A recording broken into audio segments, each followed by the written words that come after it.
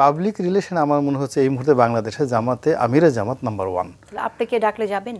না, ডাকার জন্য নয়, মানে আমি ওরকম আমি তো অনেক বলেছিলাম আমি শুনতে চাচ্ছি। আমার প্রথমত আমি বলি যে আমি এত অগুরুত্বপূর্ণ, আমি ডাকার মতো কোনো দলেরই ডাকার পর্যায়ে নাই। ইভেন ওনার দল থেকে যে আমাকে ডাকবে আমার অতটুকু ওজন নাই। ইসলামিক দলগুলো যে জোট করছে এটাকে আপনি কিভাবে দেখেন?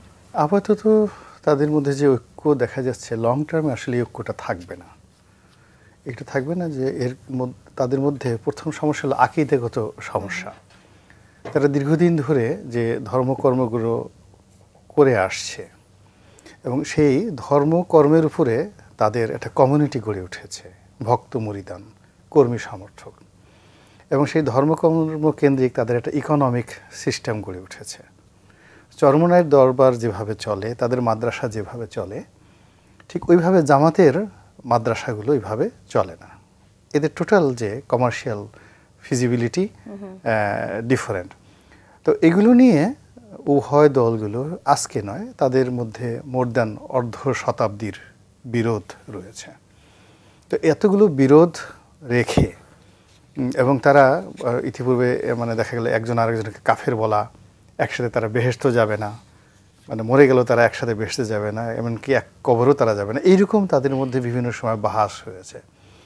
তো সেখানে একটা রাজনৈতিক গোলকে কেন্দ্র করে, রাজনৈতিক পদপদবীকে, রাজনৈতিক লাভ, লালসা, কামনা, বাসনা এগুলোকে সামনে নিয়ে তাদের ওই যে পুরনো বিরোধ, সেই বিরোধকে ধামাচাপা দিয়ে তারা যে ঐক্যবদ্ধ হওয়ার চেষ্টা করছে, এটা মূলত পুরনো বিরোধকে আরও যে কোনো দুর্বল মুহূর্তে আরও সংঘাতের দিকে নিয়ে যাবে।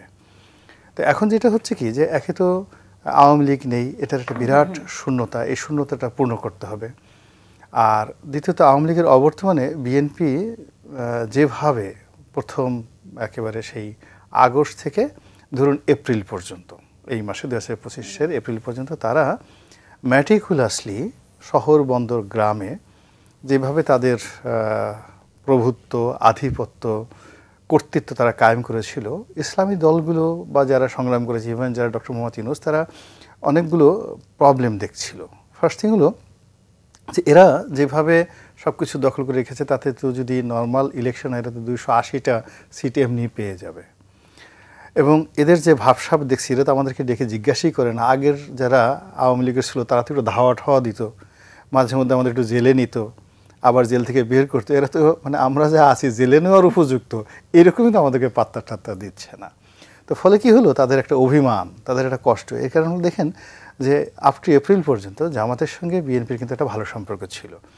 চরমনাইয়ের পীর সাহেবের সঙ্গে তাদের শুধু মানে ভালো সম্পর্ক না, একটা বোধ হয় যে দ্বিপাক্ষিক চুক্তিও হয়েছিল, তাদের মধ্যে পারস্পরিক সমঝোতামূলক একটা স্বাক্ষর হয়েছিল। তারপরে নুরুল হক নুরু যে আছে, তাকে তো নমিনেশনই দেওয়া হবে, এভাবে তাকে একটা মানে গ্যারান্টি দেওয়া হলো, তার দল থেকে 3 জনকে নমিনেশন দেওয়া হবে। মানে বিএনপি যথাসম্ভব ছাড় দেওয়ার চেষ্টা করেছে। কিন্তু ব্যাপার হলো যে বিএনপির যে মাঠের রাজনীতিটা বিএনপির কেন্দ্রীয় কমান্ডের হাতে থাকেনি শেষ পর্যন্ত, এবং এখন একেবারেই নেই, যেটা ইসলামিক দলগুলোকে একেবারে বেইজ্জতি করে দিয়েছে। জামাতের জোটে গেল আর কি, দেখলাম আমরা। হ্যাঁ, এখন সবাই মনে করছে যে জামাত, বিশেষ করে মিস্টার শফিক যিনি আছেন আমিরে জামাত, ওনার পিআরটা খুব চমৎকার। যেটা আগে যারা ছিল, মানে এই মুহূর্তে মনে হয় যে দলের চিফ হিসেবে মঞ্জুর সাহেবের দল হয়তো জামাতের মতো তো বড় না, এখন তারও একটা ভালো পিআর আছে, he can make a good communication, public relation. তো এই পাবলিক রিলেশন আমার মনে হচ্ছে এই মুহূর্তে বাংলাদেশে জামাতে আমিরে জামাত নাম্বার 1। আপনাকে ডাকলে যাবেন? না, ডাকার জন্য নয়, মানে আমি ওরকম আমি তো অনেক বলেছিলাম। আমার প্রথমত আমি বলি যে আমি এত অগুরুত্বপূর্ণ, আমি ডাকার মতো কোনো দলেরই ডাকার পর্যায়ে নাই। ইভেন ওনার দল থেকে যে আমাকে ডাকবে আমার অতটুকু ওজন নাই। আমার শুধুমাত্র যে আপনাদের টকশোতে এসে মানুষের ডাকে, মাঝে যে মিষ্টি মিষ্টি কথাবার্তা বলি, এই জন্য টকশো কাঁপানোর জন্য আমার এই পর্যন্তই আমার আছে। মাঝে মধ্যে যে পত্রিকায় সপ্তাহে লেখালেখি করি, এই এতটুকু পর্যন্ত। কিন্তু আপনি তো আমাকে একটি আলোচনায় বলেছিলেন যে আপনার এলাকায় আপনি স্বতন্ত্র ইলেকশন করলেও বিজয়ী হবেন। রাজনৈতিক দলগুলোতে এরকম প্রার্থী খুঁজে, এরকম প্রার্থীকে ডাকে যারা। এটা আমি বলি যে ক্ষমা সুন্দর দৃষ্টিতে দেখবেন। আমি কথাটা যদি বলে থাকি, যে সময় বলেছি সকালের ওয়াজ বিকেলবেলা পরিবর্তন হয়ে যায়। আমাদের দেশে যারা আমাদের দেশে রাজনীতি করে, একেবারে যে লোক মেম্বারই ইলেকশন করতে পারবে না, ওরও একটা বিশ্বাস থাকে যে সে বিপুল ভোটে এমপি হতে পারবে। এবং যে লোক এমপি হতে পারবে না, ওর একটা ধারণা থাকে আমি মন্ত্রী হলে ফাটাই ফেলবো, এমনভাবে মন্ত্রণালয় চালাবো, 20টা মন্ত্রী যা করতে না পারবে আমি একা করতে পারবো। তারপরে সে মন্ত্রী আসনে বসে সে সারাদিন চিন্তা করে প্রধানমন্ত্রী কি করে, একটা দেশ চলতে পারে। এই যে ধরেন মানুষের যে একটা চিন্তা চেতনা, এই চেতনা থেকে কিন্তু সে রাজনীতির পিছনে সারা জীবন যায়। আমাদের ওই ধরেন গ্রামে একটা মেম্বার ইলেকশন করতেছে বা করবে, সেও ওখানে বসে বসে চিন্তা করতেছে ডক্টর মোহাম্মদ ইউনূস কাজটা করতেছে কি, তার কি উচিত না আমার কাছ থেকে একটু পরামর্শ নেওয়া, আমি এত অভিজ্ঞতা নিয়ে এখানে বসে আছি, এই দেশ কিভাবে চালাবে, এটা তো ডক্টর ইউনূস আমার কাছে জানা উচিত।